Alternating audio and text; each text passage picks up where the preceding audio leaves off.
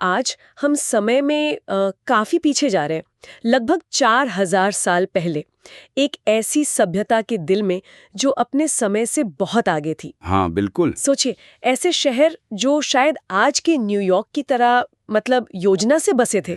हर घर में अपना बाथरूम, गजब की पानी की निकासी व्यवस्था।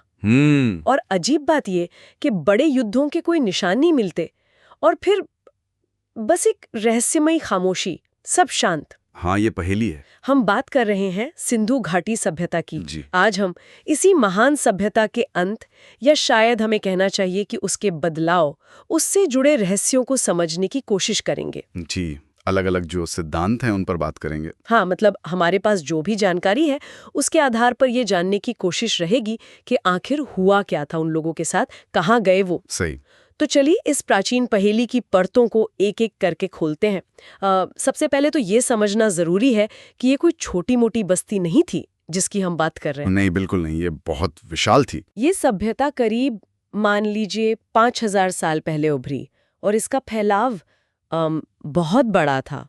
हाँ, बहुत बड़ा। आज का पाकिस्तान है, अफगानिस्तान के कुछ हिस्से, फिर भारत में पंजाब, हरियाणा, गुजरात, राजस्थान, कितने बड़े इलाके में फैली थी। अपने समय की जो मिस्र और मेसोपोटामिया की सभ्यताएं थी, उनसे भी कहीं ज्यादा बड़े क्षेत्र में। अच्छा, और मोहनजोदड़ो, हड़प्पा, ये तो सबसे मशहूर शहर है। जी हाँ, इतने अहम कि इसे हड़प्पा सभ्यता भी कह देते हैं अक्सर। बिल्कुल। और जो बात आज भी मतलब विशेषज्ञों को हैरान कर देती है, वो है इन शहरों की बनावट। हाँ, ये कोई ऐसे ही अपने आप उगाए शहर नहीं थे, पूरी प्लानिंग थी, मतलब योजना। योजनाबद्ध तरीके से। हाँ, शहर एक ग्रिड पैटर्न पर थे। सड़कें एकदम सीधी, जैसे उत्तर से दक्षिण, पूर्व से पश्चिम जाती हुई, और एक दूसरे को समकोण पर काटती थी। जैसे किसी ने बाकायदा नक्शा बनाया हो पहले। ऐसा ही लगता है, जैसे किसी आर्किटेक्ट ने प्लान किया हो। ये शहरी नियोजन तो वाकई कमाल का है। इसका मतलब क्या निकाले? कोई बहुत मजबूत केंद्रीय सत्ता थी, या सब लोग एक जैसा सोचते थे? देखिए, ये एक बहुत ही अहम सवाल है। घरों को ही देख लीजिए, वो पक्की ईंटों से बने थे। हाँ। और कमाल ये कि ईंटें भी मानकीकृत थीं, मतलब सबका साइज, अनुपात वो तय था। अच्छा, एक जैसी ईंटें? हाँ, इससे लगता है कि बनाने के तरीकों में एक रूपता थी, स्टैंडर्डाइजेशन था।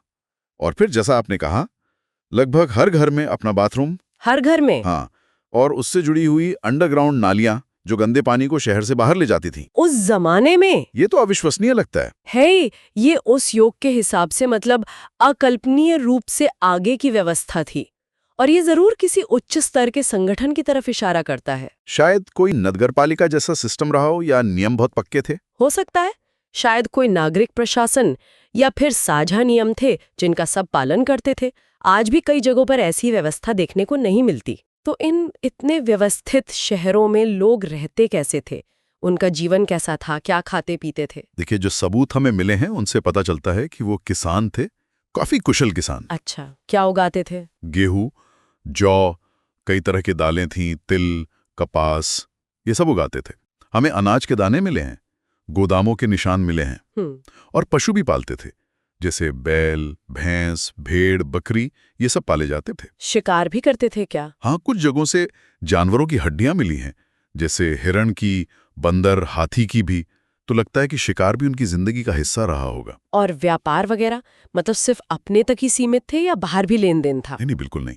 व्यापार तो उनकी अर्थव्यवस्था का एक बहुत जरूरी हिस्सा था। अच्छा, कैसे पता चलता है ये? सबसे दिलचस्प चीज है उनका वजन और माप का सिस्टम, एकदम मानकीकृत। बाट वगैरह? हाँ, चर्ट पत्थर के बने हुए बाट मिले हमें, और वो एक सटीक अनुपात में है, जैसे 1, 2, 4, 8, 16 के अनुपात में वजन बढ़ता जाता है। अरे वाह! ये दिखाता है कि लेन देन में कितनी सटीकता रही होगी, और ये दूर के व्यापार के लिए बहुत जरूरी है ना। बिल्कुल। तो दूर कहाँ तक व्यापार था? उनके व्यापारिक संबंध मेसोपोटामिया, यानी जो आज का इराक है, वहां तक थे।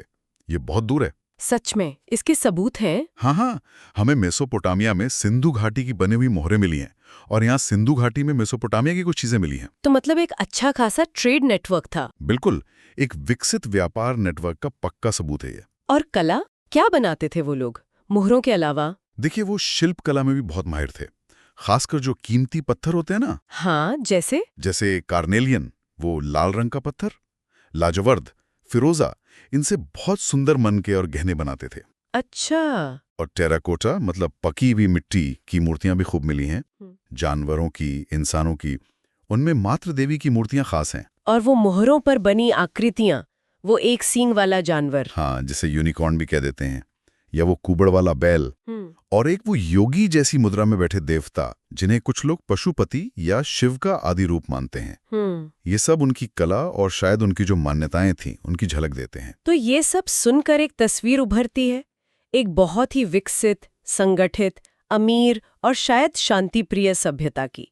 क्योंकि आपने कहा हथियार बहुत कम मिले हैं। हाँ, बड़े पैमाने पर हथियारों के सबूत नहीं है। और यहीं पर वो सबसे बड़ा रहस्य और गहरा हो जाता है। आखिर इतनी आगे बढ़ी हुई सभ्यता का पतन कैसे हो गया? बिल्कुल। ये इतने अच्छे शहर वीरान क्यों हो गए? लोग कहाँ चले गए? क्या हुआ उनके साथ? यही वो सवाल है जिसने मतलब कई पीढ़ियों के इतिहासकारों और पुरातत्वविदों को उलझा रखा है। तो इसका कोई एक जवाब नहीं है। सच कहूं तो कोई एक सीधा जवाब नहीं है। पहले ऐसा माना जाता था कि शायद कोई एक बड़ी घटना हुई होगी, पर अब ज्यादातर विशेषज्ञ ये मानते हैं कि ये एक धीमी प्रक्रिया रही होगी। अच्छा, धीमी प्रक्रिया। हाँ, जिसके पीछे कई कारण एक साथ काम कर रहे थे। कोई एक सिंगल बुलेट थ्योरी नहीं है जो सब कुछ समझा दे। ठीक है, तो वो मुख्य सिद्धांत क्या हैं जिन पर बात होती है? प्राकृतिक आपदाओं से शुरू करें, जैसे भूकंप या बाढ़। हाँ, ये एक संभावना है। देखिए, सिंधु घाटी का जो क्षेत्र है वो भूगर्भीय रूप से सक्रिय है, मतलब वहां भूकंप आते रहे हैं। और कुछ जगहों पर खुदाई में ऐसे स्तर मिले हैं जो शायद किसी बड़े भूकंप या बाढ़ से हुई तबाही की तरफ इशारा करते हैं। तो भूकंप से शहर तबाह हो गए होंगे? हो सकता है। शक्तिशाली भूकंप नदियों का रास्ता बदल सकते हैं, शहरों को नुकसान पहुंचा सकते हैं। लेकिन सवाल यह है कि क्या सिर्फ भूकंप या बाढ़ पूरी सभ्यता के पतन का कारण बन सकते हैं? शायद नहीं। इस पर संदेह है।